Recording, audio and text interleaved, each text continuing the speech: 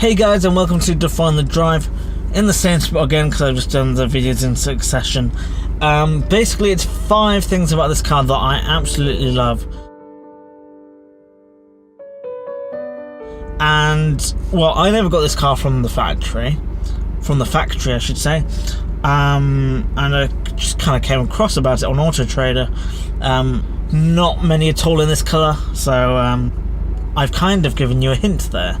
So yeah, the first point is about paint colour. This is in ice silver. I think it stands out really well on this car. I've seen it on an R8 and it just doesn't look that good in comparison to on this, which I'm really surprised at. And where I got the car from, they actually redid the alloys in this sort of titanium gunmetal grey, and it really complements the colour of the car, and especially the paint. I mean, I try and keep the paint in as best condition as I can. I mean, obviously it's had a few scratches, paint chips here and there, but it's obviously a careless owner at some point. That explains all the work that I've had to do to it just to get it to a happy standard. But yeah, the paint is lovely. If I could get the new TTS or some other car in this paint code, I probably would. It's a colour that is definitely quite unique because you don't see many of them around.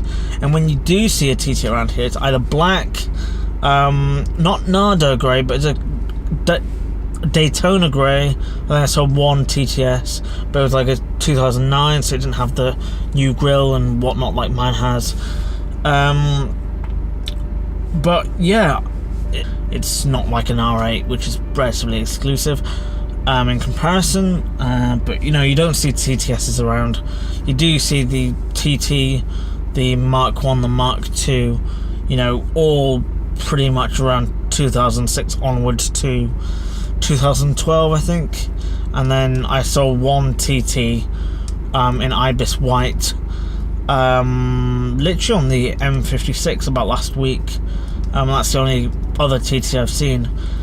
But otherwise, you know, gorgeous colours that Audi produce. And obviously, if you get a new one, you can have the Audi exclusive, which means you can get colours from pretty much Porsche, Volkswagen, Bentley, pretty much anywhere if you're willing to pay for it, which is pretty insane, to be honest.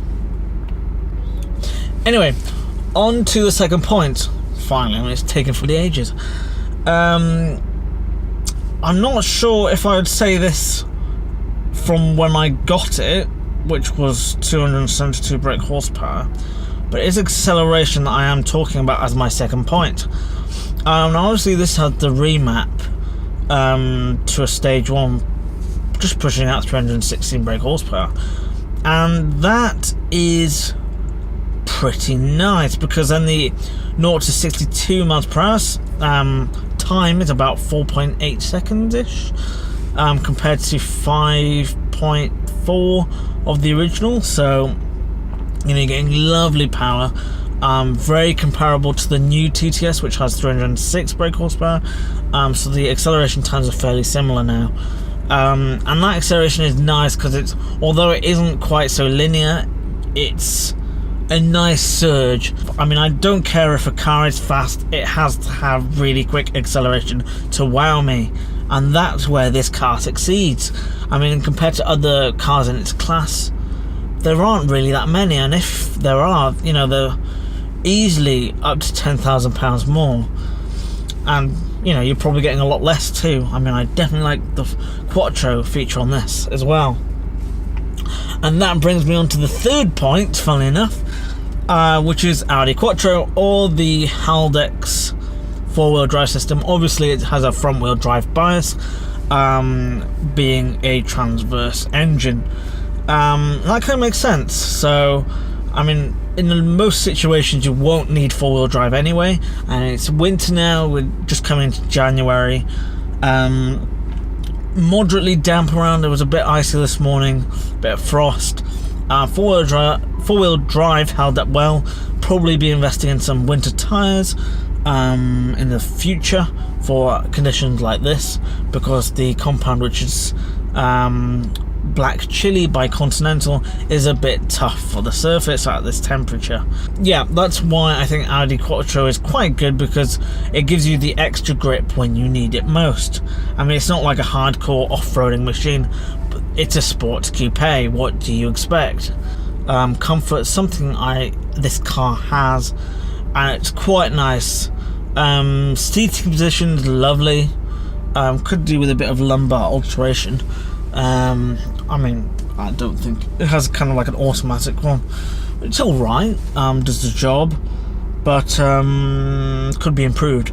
Only one thing that does niggle me is where the footrest is for your left foot.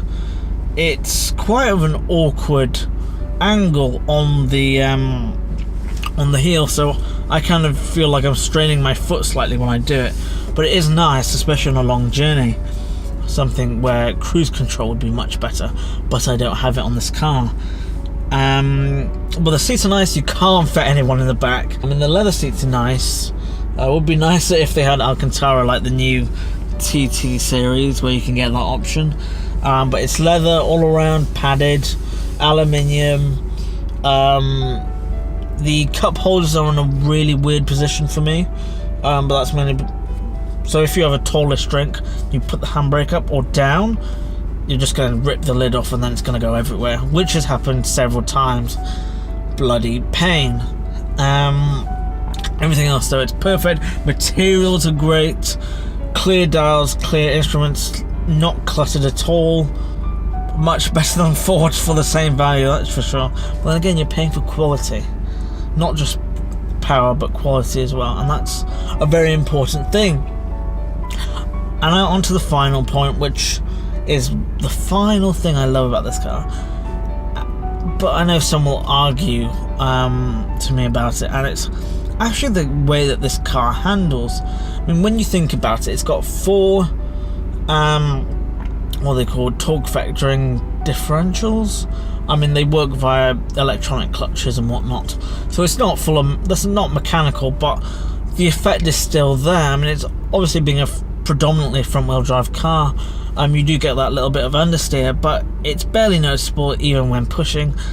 And to be honest, if you know it's there, it's not a problem, because you know to expect it, so you can correct for it when it happens, which is more appropriate compared to some of my earlier videos where I mentioned understeer.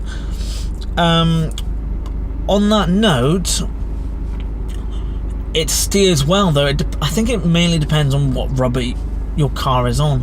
And I had this car on some Michelin Pilot Sport 3, I think, and it was really good, really good. Nice and grippy, nice sticky tyre. But then I needed a new tyre, so I decided to get one of my most favourite tyres. Is the Continental Conti Sport Contact 5. Which also has it's an Audi original, so it's designed for Audi vehicles, or tested by Audi for their vehicles. Has the tyre wall, has run flat, you know, it has the whole lot. It's ideal. At first, not so grippy, felt a little bit slippery, but obviously that's wearing in then. Once you've done it like, I don't know, 50 to 100 miles in them, that grip is there, and it's much better than those Michelins. But you know, you can go around corners so tightly now and it's still gripped. But then obviously it's because of its 4-wheel drive, the back doesn't just swing out, it's kind of contained, so it's kind of pulling you into the corner, which is a nice feeling. Well, it's not a nice feeling, but it's, you know, it's there, it's reassuring.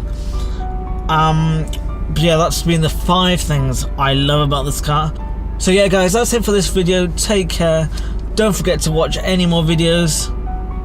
Don't know if that makes sense, but there we go.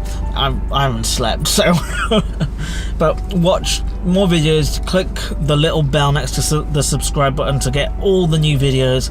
There'll be quite a lot happening, especially in the early new year. A lot of things happening, which is great. And yeah, tell me what you think. Cheers.